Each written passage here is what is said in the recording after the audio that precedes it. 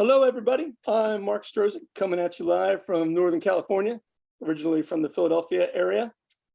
In just a couple of weeks, I'll have been whittling for 3 years. I remember this as I started one day after I turned 50 and one day before I would have completely lost my mind because of sheltering in place for COVID. If you belong to any of the Facebook whittling groups, in the last few years, you most likely have seen my carvings, as I pretty much posted one every day up until now. Please forgive me if I come across as nervous or a little flaky, as most of my conversations for the last few years have been primarily with my now 5-year-old son, Max. But I'm extremely excited and honored to be talking to all of you. Okay, so welcome to the International Association of Woodcarvers.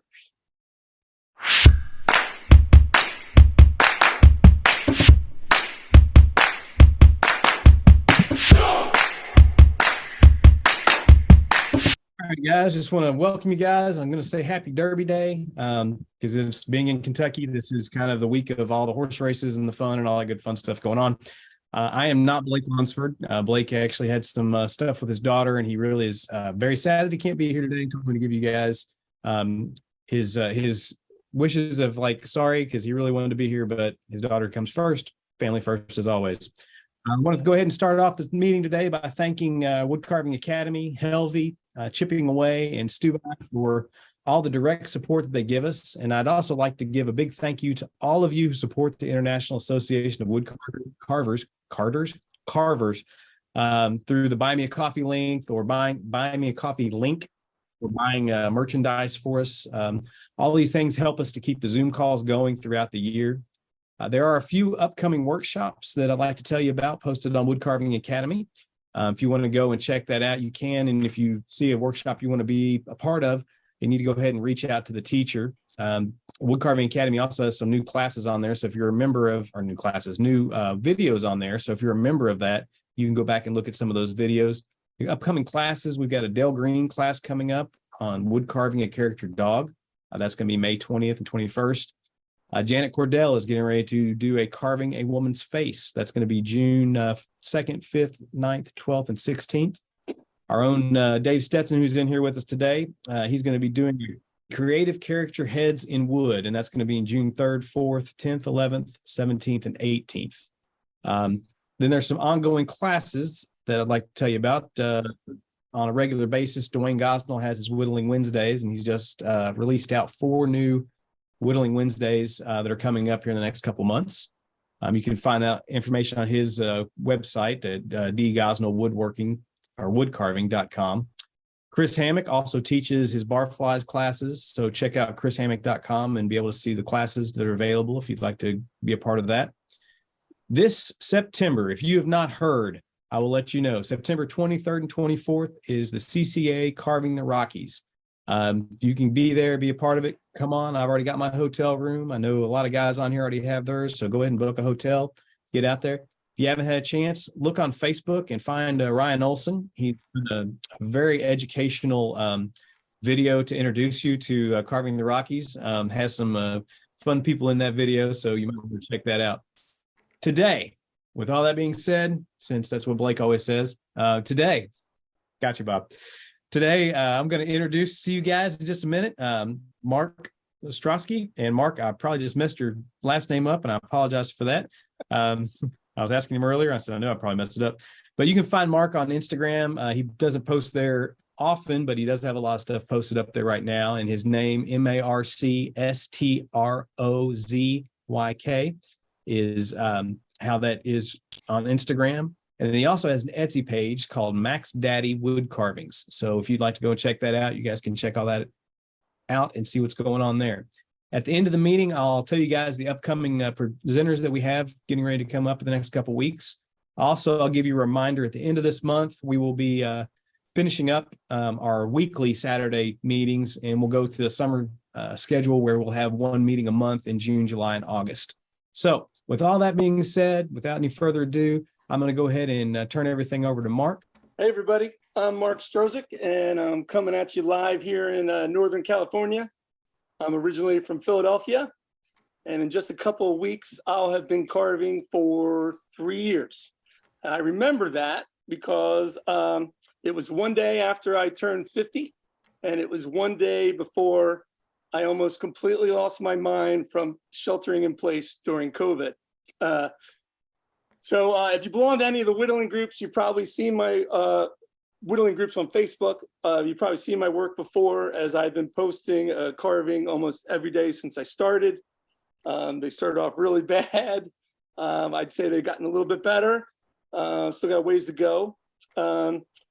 But please forgive me if I come across as nervous today. I'm not used to doing Zoom calls. My wife worked from home during COVID, so she's used to it. She's giving me some advice. Hold on a second. Something just happened on my screen here. I'm viewing Rusty's screen, and it's messing me up here. How can I just stay on mine? There you go. Okay.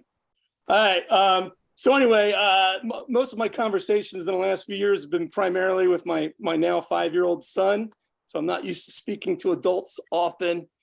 So excuse me, but I'm extremely excited, and I'm honored to be here to talk to all of you guys about carving. I'm a carving nerd for sure. So before I get into carving, talking about my carving journey, thought I'd let you know what I used to do for fun. My hobbies were long distance running, marathon and ultra marathon running distance, and mountain biking. I even, as a side gig, was a head coach of a trail running groups for about 12 years. So running was a big part of my life, and it helped keep depression and post-traumatic stress disorder at bay for me.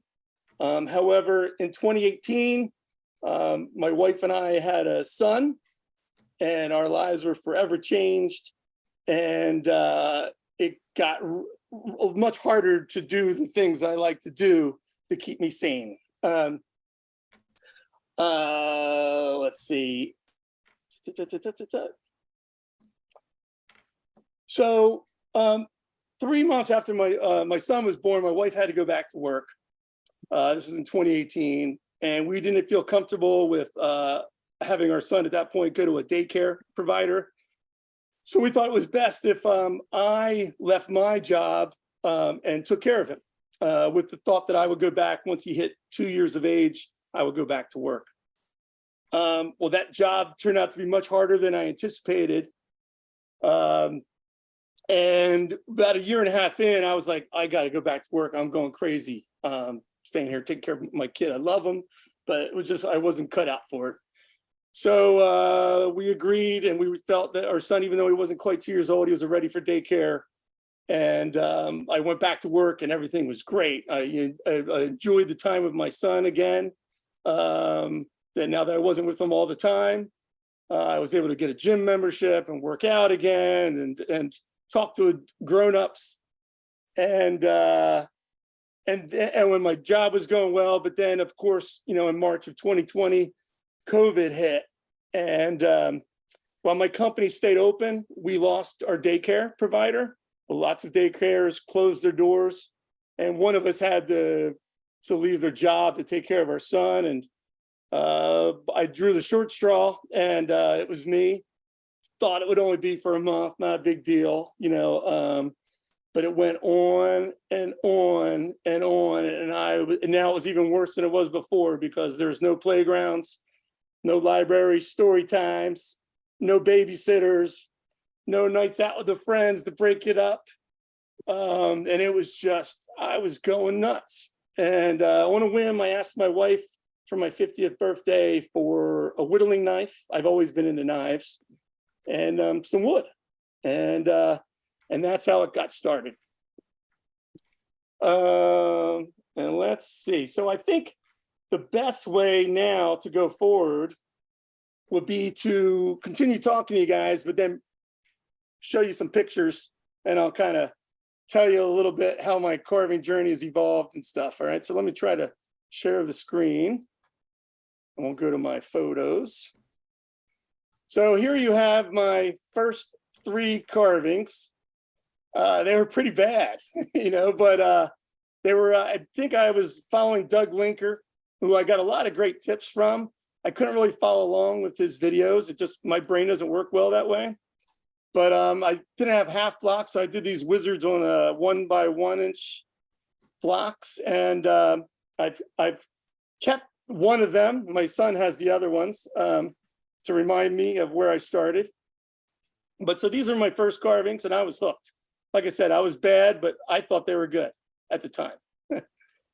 That's the one I've kept. These are some of the other carvings, early carvings I did. You notice the Eagles Super Bowl ring there. That's not a real one. So here's some more of my early carvings. So I'm really into chess. And, a couple of weeks into my carving journey, I stumbled on this online. The Wood Carving Illustrated sent me something that they have all these back issues. And I saw this one, and I was like, "Ooh, Game of Thrones chess set." It's like, man, that would be so awesome if I could carve my own chess set. And so I ordered that back issue. Vernon DePaul is the guy's name. He's still around. I spoke to him on Facebook a couple of times. But anyway, I was like, oh, I can do this. I can do that. And I felt like I was in a hurry to get this done because I didn't know when I might have to go back to work. And I wanted to have some kind of family heirloom I could pass down to my son. So I was bringing pieces of wood with me when I would take my little 2-year-old on hikes. And when he would stop and look at an acorn for an hour, I'd pull out a little block of wood and start carving roughing out a pawn or roughing out a bishop or whatever. And there's the green side first, and then there's the complete set. I actually knocked out this chess set in 2 weeks, and I was super, super proud. And I was like, all right, if I never carve another thing, I'm super happy, And so I did that, but then my friend and I, we did a socially distant chess match. Came over, and we had a sanitizer and masks and a table, so we would be 6 feet apart. And we played my chess set, and I started to notice it was really hard to tell which piece was which when we were playing. And I was like, maybe I should carve a new chess set with some design changes, So I decided to change the whole set to my own design.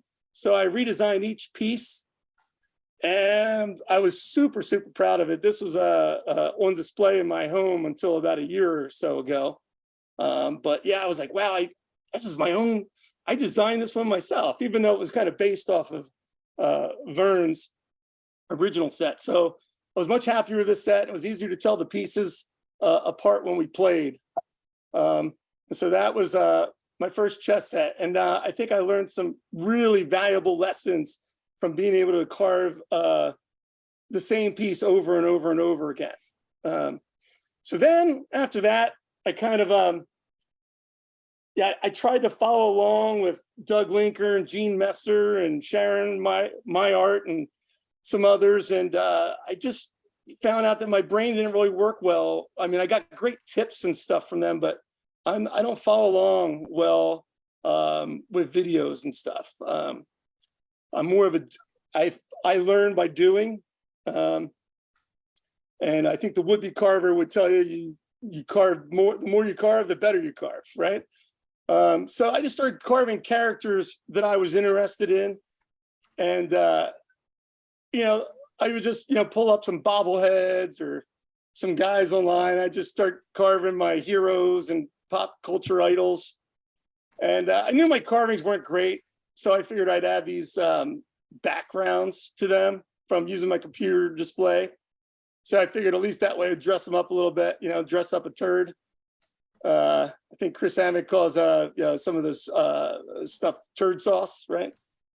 So anyway, you guys don't recognize that guy, but he's like my favorite rock musician, Brant Bjork, who I've just recently met in person. But anyway, I'll go through these real fast. But I was carving like one of these a day, and I'd put each one on Facebook. And then for October, I made a challenge that I would carve a Halloween character for each day of October leading up to Halloween. And it was kind of fun to do these with my son. He was learning about all these characters. And and then it became a little like a challenge. Like I'd have to do something with my wife. I'm like, well, how am I going to finish my Halloween character today? So I wanted to get ahead of the game. And there was one day I carved two, and it was like just in case. And then I figured I could pull the Invisible Man out of my hat if I had to, if I missed a day. So I just did all these Halloween carvings, and I ended up with 32 of them. And I was again super proud of these guys. And I usually now when I make a sale on Etsy, if it's been a return customer, I'll usually gift them one of my older carvings, which tend to be some of these guys. So I'm missing a lot of these guys now, but I still have a few of them. And then for Christmas, I just made a lot of holiday characters that year and gave them out to family and friends for the holidays. My wife and I went and did a socially distant drive by all of our friends and dropped off little Santa Clauses for my friends. So it was at that time that I think Vernon DePaul, the guy that did the article on the chess set, made a comment on one of my pieces that my faces were flat. And while my presentation was good, I needed a lot of work on my faces. And you know what? It was kind of like the criticism I needed to hear, because the wood carving community is awesome. They've been great to me, but sometimes we're too nice. And I needed to hear somebody tell me what was wrong with my stuff, So I thought I'd start carving on the corner a little bit, because I thought that would set up the face better for me. And I thought I would just concentrate on faces and do busts, so I could get better at them. And I started getting a little bit better, but it still needed some work. I wanted to get half blocks, but I'm have an aversion to power tools, so I didn't have any half blocks at the time. So these are my wood carving busts. All right. And then I said, all right, well, let's see. My eyes are a little bit better, so I'll start carving. Some figurines now in a 2-inch square block. Just so you know, that's my son Max. Yeah, that's his COVID haircut, because he didn't have a haircut during COVID. And most of my carvings, this is how they were done, was with my little guy on my shoulder, watching over me, and me making sure that I kept my blade away from him. I did mess up some eyes and noses sometimes if he would put all his weight on my arm or something. But that's a self-portrait carving. But so I started doing all these 2-inch square blocks.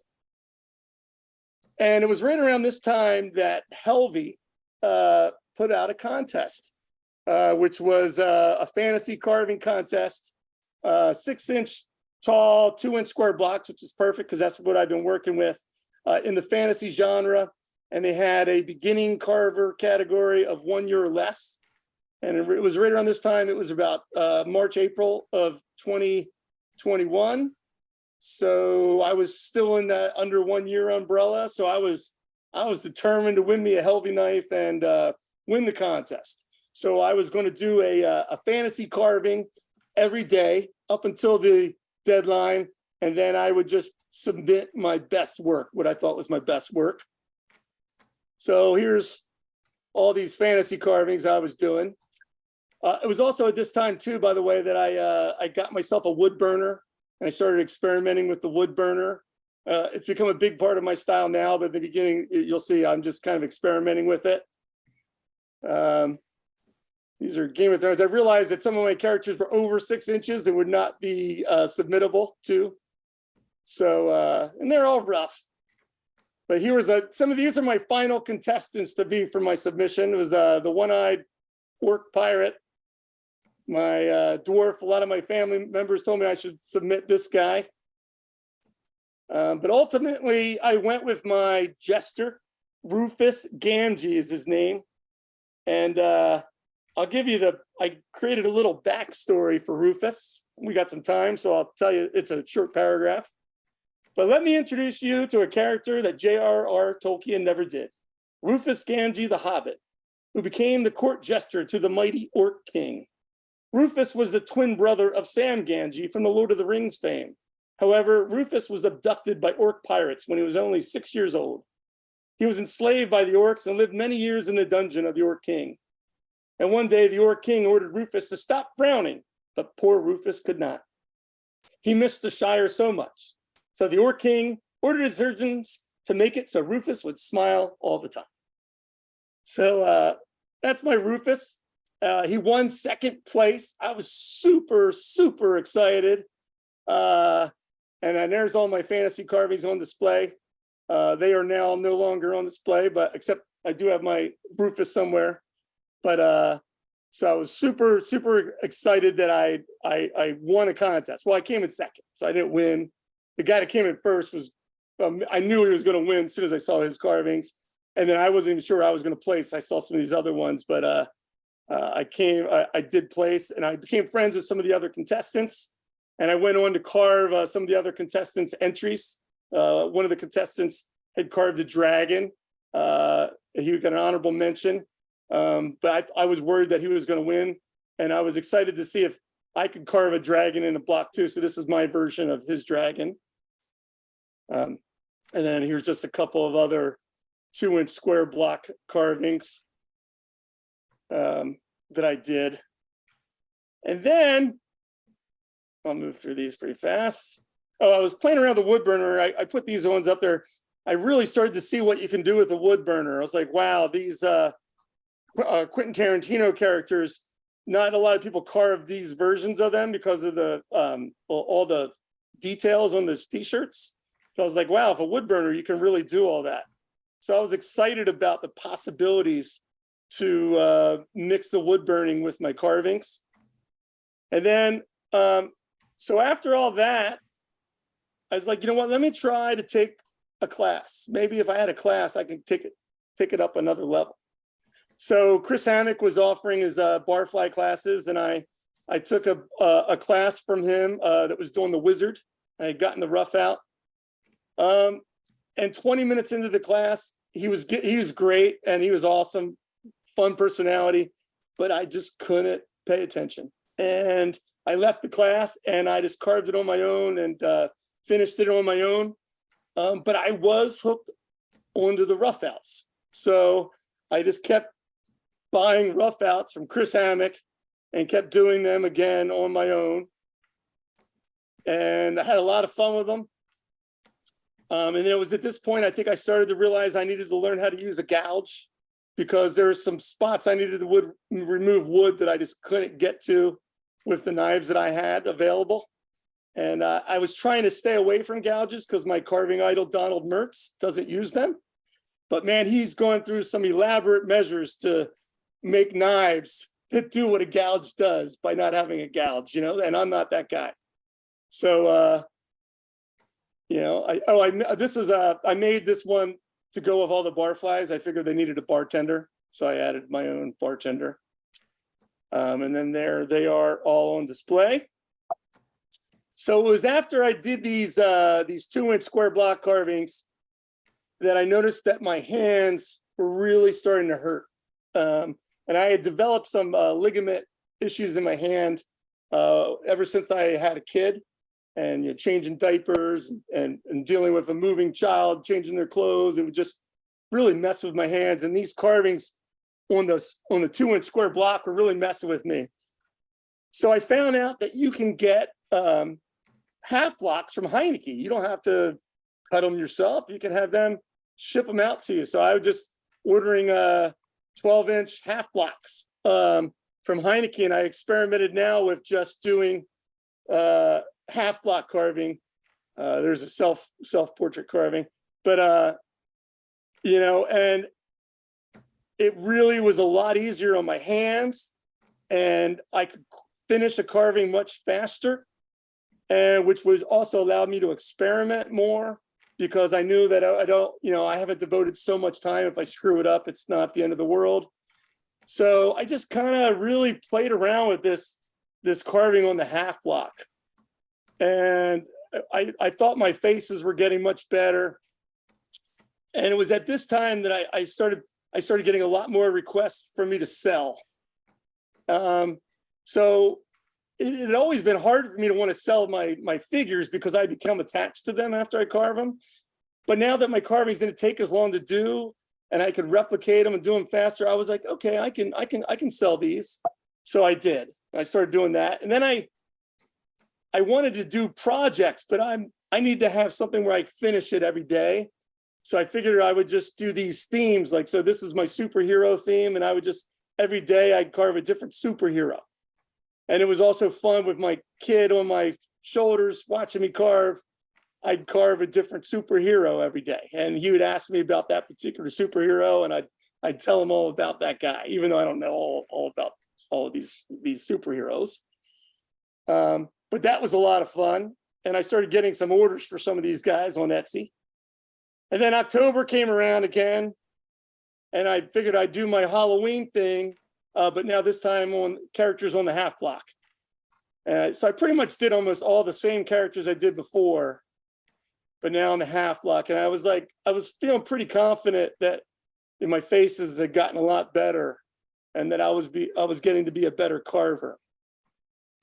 So there's all those guys. And then I had the most success on Etsy was when I started doing characters from Rankin and Bass 70s TV specials. I don't know if you remember all these guys, but I started carving them. And then I started really getting a lot of Etsy sales from collectors. It was also at this time where I realized that I really preferred to use the curved knife. I can still use a straight blade, but my preference is a curved blade. And I have about 200 knives. I have pictures of all of them too, if we want to go there later. But these are all my Rankin and Bass guys I did. And then in 2022, I just kind of continued on. I did about carvings on the half block for almost a good year. Just carving all my heroes and pop culture figures that I was interested in. And that was a carving of my son that I gave him for Christmas. He asked for that. And these were commissions. I'm not a Packers fan. But so I just kept doing all these guys. That was for a friend. He wanted me to do the Candyman for letting me stay at his place. That was another commission. My Sixers, big Sixers fan. A little bit of my process. And we'll move along there. There's more Christmas guys. And then, so then I started doing themed magnet sets, right? I showed you the superheroes, but here's the Wizard of Oz. And I started getting a lot of people inquiring about if I would sell these. So I sold that first set. And I was excited about that. And I was like, oh, I got to do one of my favorite books and movies of all time, Lord of the Rings. And again, it's like, it was fun to be able to, each day I'd carve one guy a day. And that whole day, my son and I would just be talking about that particular character. So it was a great way to introduce my kid to these characters without him actually watching the movies, which he's not ready for yet. And then, of course, I did Star Wars. I'm 53, and Dave and I were talking earlier that, I saw Star Wars in the theater when I was 7, changed my life. So I did the Star Wars characters. And then, oh, hold on, then Nightmare Before Christmas, one more. Surprisingly, my kid was able to watch this movie when he was 3, and it didn't scare him, but now it scares him, but it didn't at 3. So I wanted to get back into figures because I figured that was where I really wanted to be. But I knew I didn't want to carve on the 2-inch square block anymore. So I figured I'd try carving on a 1.5-inch square block, but now this time on the corner, and to see if I could come up with positions for them, poses, because that's the hard part on a carving on the corner on these small blocks. So I was like, oh, okay, I can do this. Hands in front, hands in back, or crossed, or something like that, or some glue on some things. So I did these guys at first, these 3, and then I was wondering where am I going to put them because I don't have any more display room. And then I noticed that my biggest display was devoted to this chess set that I was no longer as proud of anymore because I thought my carvings had gotten much better. So I decided to redo my chess set. And this time I was going to do it with orcs versus humans. And so there's the human king, human queen. I do mages. I'm not really into bishops, you know, so I did a mage for bishop, my knight, my pawn, the rook, and then the orc king, orc queen, orc mage, orc knight, orc pawn, orc rook. So this was my own design. Oh, and my chess set has dragons, right? So when you declare checkmate, you put your dragon on the board for just for like, you know, to really rub it into the other guy that checkmate. There's my dragon. So each side gets its dragon, and there's my chess set, orcs versus humans. Still am pretty proud of that, and I ended up wood burning a chessboard to go along with it, and really happy about that. And my friend and I played again, and we could tell which piece is which. So that came out really good. So then back to the figures. I'll just go through them real fast. Some more of the figures I started carving in the 1.5 inch square block.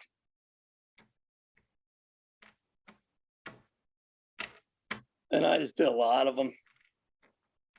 And let's see. So Christmas was real success. Oh, so one guy asked if I could do every character from Peter Cottontail. So then I did all of them. He bought all these carvings from me. Then he asked if I would do the eggs, and I carved one egg, and I almost cut myself, and it was a pain in the butt. I'm like, you know, I'm not going to do this. And then I was like, I found out you can buy these wood eggs online. I was like, oh my gosh. I asked the guy if it would be okay if he knew that I didn't carve the eggs, just wood burned and painted them, and he was totally fine with it. So I did that, and it was much easier than I thought. So that was that. And then, of course, I wanted to try my hand at Lord of the Rings, and I wanted to do all the characters. That's my Rich Smithson Helvey tattoo knife, by the way, dragon knife. And it was also at this time I started playing around with, I liked my old idea of having that computer screen as a background, but I wanted to kind of make it more artsy. So I thought I got these wooden 8x11 sheets, and I started wood burning on them and painting, and to make backgrounds for my carvings. And which really helps with Etsy sales too. If anybody out there is trying to sell on Etsy, having these backgrounds really made a big difference for me. But then I just started carving all the Lord of the Rings guys. I wasn't going to be able to carve a Balrog, so I just figured I'd wood burn them. And then use Gandalf the Gray, turn it into Gandalf the White, Witch King. And that was my Lord of the Rings figures. And then you guys are probably, oh, so in 2023, I just kind of continued on with carving on the 1.5 inch square block. If you notice there, I started taking some of my older carvings like this Uncle Sam, and I was like not happy with the face. And then I chopped into his face and tried to fix it. And I think it looks better. Jalen Hurts, if he had won the Super Bowl, I was going to keep him, but he lost the Super Bowl. So I sold him to a old friend of mine from the Philadelphia area. This is another self-portrait of me from 30 some years ago. There's my favorite rock musician, Brant Bjork, who I hung out with for an hour and a half not too long ago, which is kind of like pretty awesome for me. I kind of still wake up to this day, not sure if it was a dream or if it really happened. Some Easter bunnies, Quentin Tarantino, Vince and Jules from Pulp Fiction. Next to the 2 inch square block versions, I did of them a year or so before them. And there's the bride from Kill Bill. There's all my Tarantino characters together. Pretty happy with how these guys turned out. And then these Halloween carvings have been some of my best sellers on Etsy. I've carved about 15 of those witches now. And then what's got me more likes than any other carvings I've ever done is my Star Wars carvings, which I finished about a couple months ago. And my wife found this little nightlight of the Death Star. I was trying to see if I could work it into these. And I'll just go through my Star Wars carvings. pretty fast. We had a Star Wars a movie I made called Star Woods. We were going to put on the beginning of this, but we were worried about copyright infringement with the music. So, but that's on YouTube if you ever want to check it out.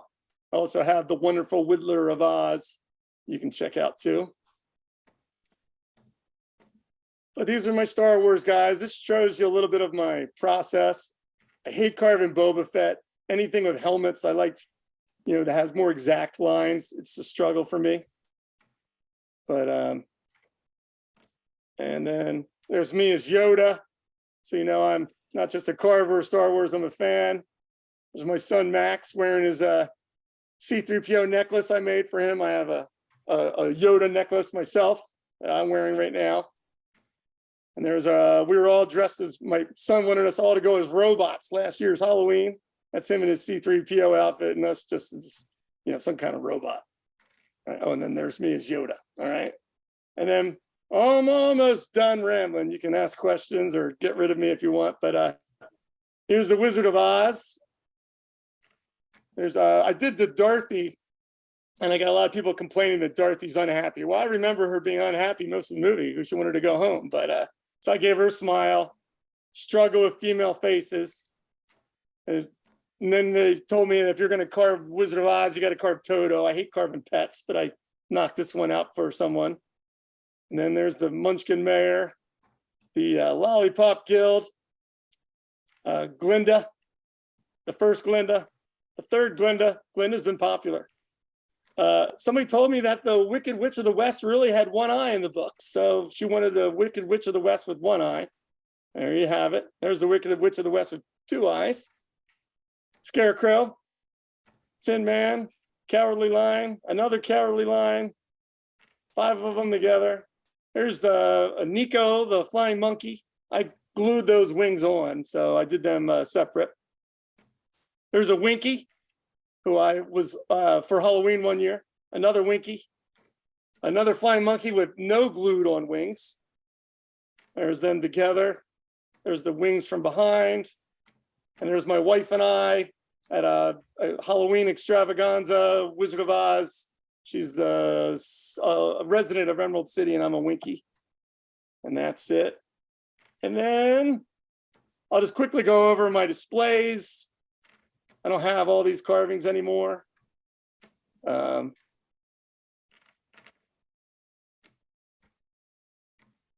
of Thrones, my barflies, superheroes, Halloween, Wizard of Oz, Star Wars, Lord of the Rings, Year Without a Santa Claus. I've done 2 sets of them. Peter Cottontail, a chess set, my Lord of the Rings display. That's right in front of me, actually. My Star Wars display, that's behind me. One of my favorite displays actually is at the top here. These are the only carvings I have from another carver, Donald Mertz. And I had him carve me, my first carving from him was a pirate.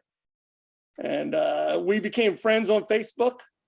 I remember when he friended me on Facebook, it felt like if you were a guitar, like a beginning guitar player, and Eddie Van Halen friends you, it's like, whoa, you know, Donald Mertz just friended me on Facebook, you know. So it was really cool. And anyway, he carved me the pirate, and then he carved me the small pirate. He gave that one to me as a present. And then I asked him if he would carve me Conan the Barbarian, and he did. I came out fantastic.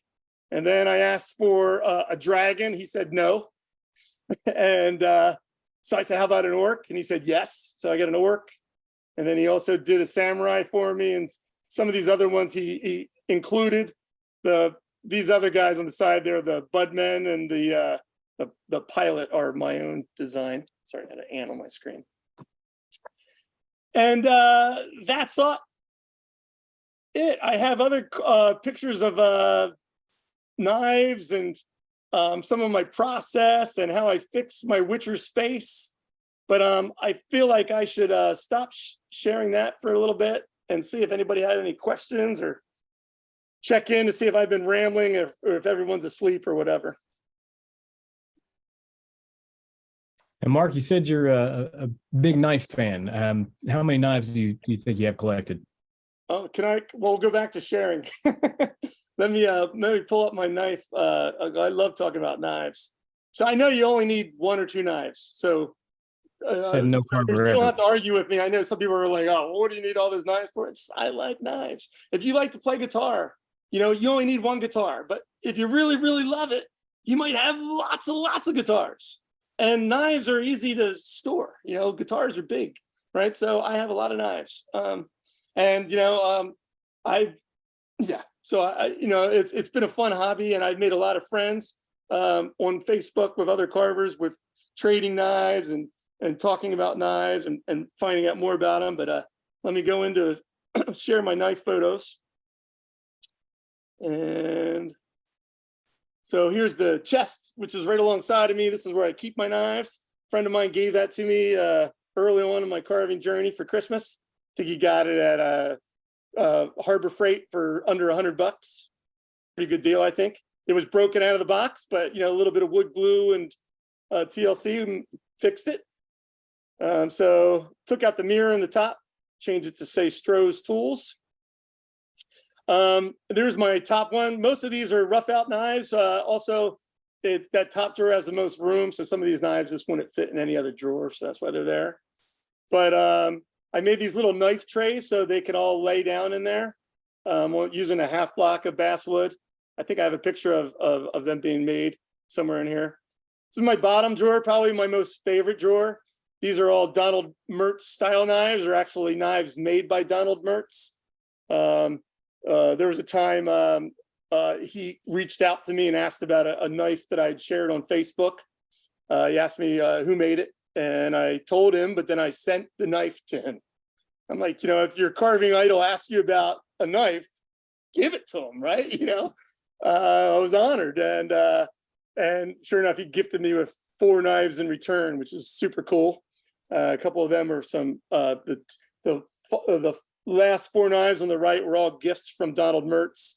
One of them is 2 of them are a Don Boisard knife. And if you're not unsure about them, if you go to his WOODCARVER website, he'll tell you about Don Boisard and his secret steel. But great knives. Drawer up from that is my medium knives. You'll notice all these knives are curved. The third from the last on the right is the knife I won for getting second place in the Helvey beginning carving contest. Some of these are Joe Gertner knives. There's a Bud Murray in there, some Beckwith Forge, Dave Lyons. These are my detail knives. I use these ones a lot when I get down to the nitty gritty. One of my favorite knives there on the left is my dragon. I'm really into dragons, and that is from Beckwith Forge. That was an expensive knife, but I had to have it. I had to have a dragon knife. And the other one is another Beckwith Forge. Really makes great handles and great knives as well. These are some Bud Murray knives. Played around wood burning on my knives. And I'm trying to remember. Oh, I think that first knife there is a Davis Brothers. And then the second one is a David Lyons, another David Lyons. Some Drake knives, and I forgot the name of the ones, the 2 in the middle there. What is his name? I forgot. Anyway, some more. These are the only straight knives I own. So I have 4. Deep knives. Woods Ventures. What's that? Deep Woods Ventures. Yes, Deepwood Ventures. Got 2 of those are Deepwood Ventures from the previous one there. Yeah. Great knives, kind of have more of the thickness of a flex cut, but I like them. But one's a straight blade, so I don't use it often. And even though I have all these knives, you only need a couple. I do from time to time try to take them all out and mix them up. I have about my 5 go-tos, but I always kind of keep switching 1 or 2 of them just to kind of keep playing with all my knives.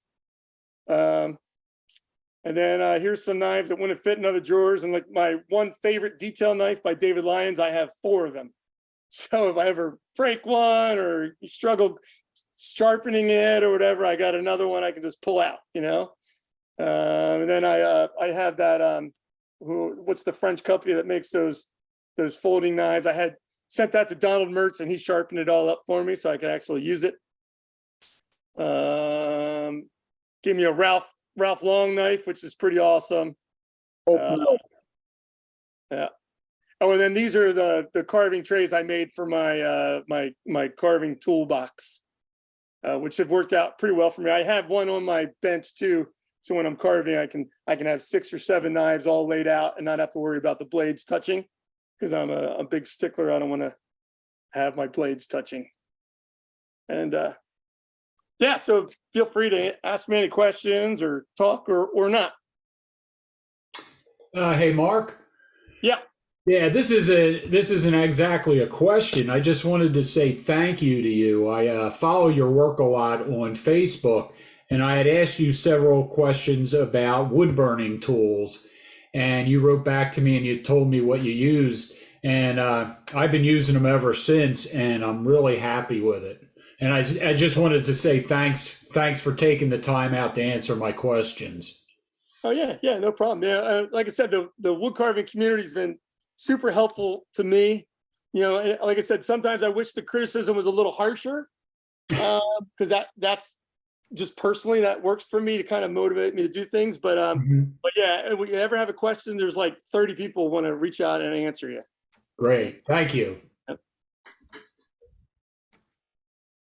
I have a question. So you said you have about like five knives that are kind of your go-to. So could you maybe like take us through a carving?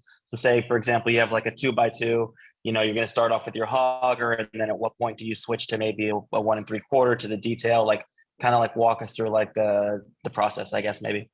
Yeah, let me go back to sharing the screen, just to show you my process, and then I'll come back and I'll talk to you about the knives I would use. So let me see, share screen. Photos, and then sharing, and then process. So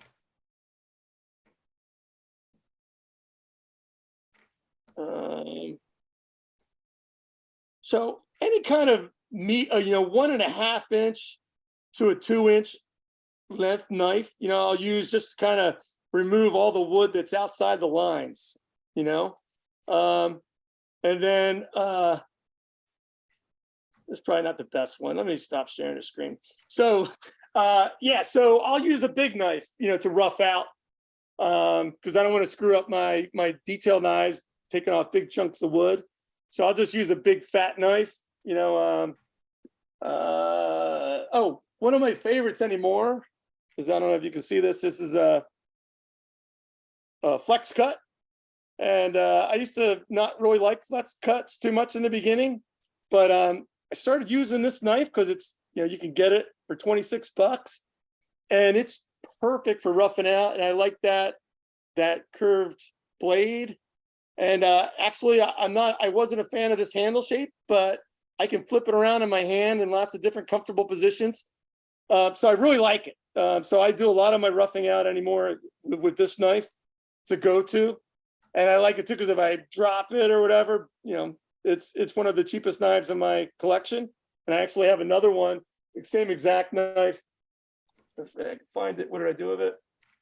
The same exact knife that I, where did I put it? But anyway, that I would burn a dragon on the side of it. So, and then when I get most of the wood removed, then I'll go down to my favorite David Lyons, and I have 4 of these. This is probably a 5 inch. I mean, I'm sorry, a 1/2 inch blade, curved, and I like the long handle because I can carve like a pencil when I'm just carving the lines, and then I'll go in and get the wood out.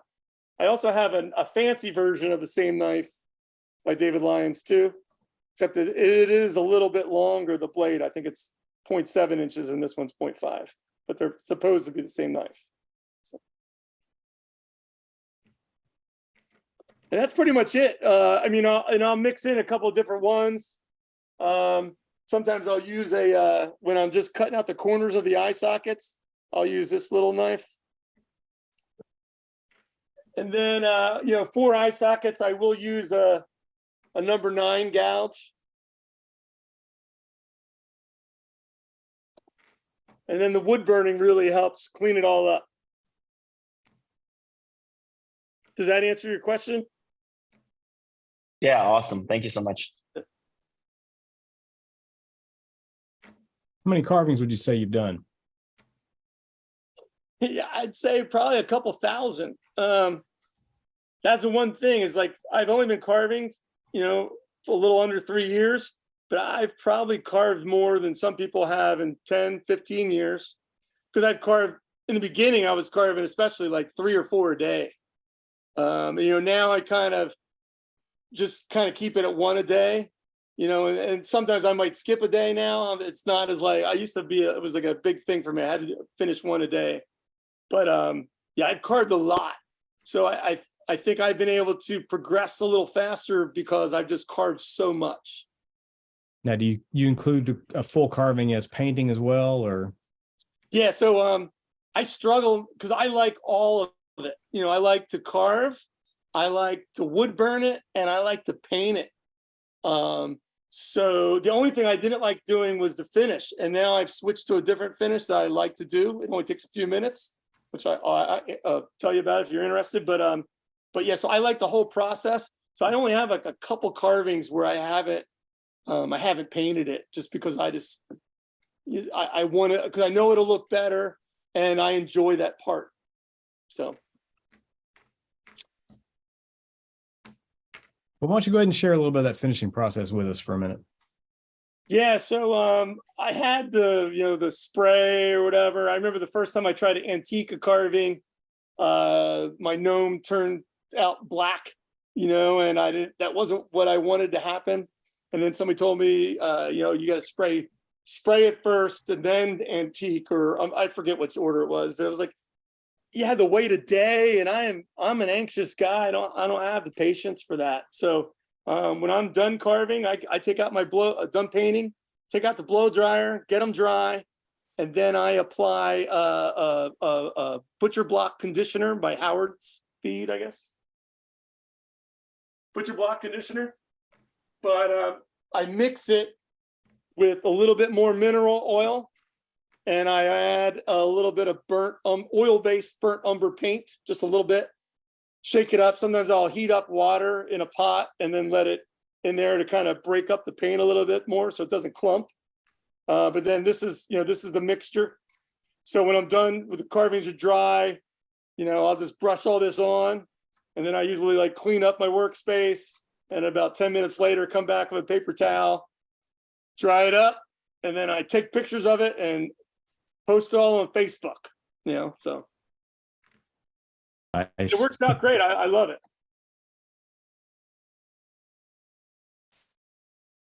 Does anybody else have any questions for Mark today? You can go ahead and unmute yourself, or if you want to put it in the chat and want me to ask you for it, that's fine too. But we're going to just leave questions open here for just another couple minutes.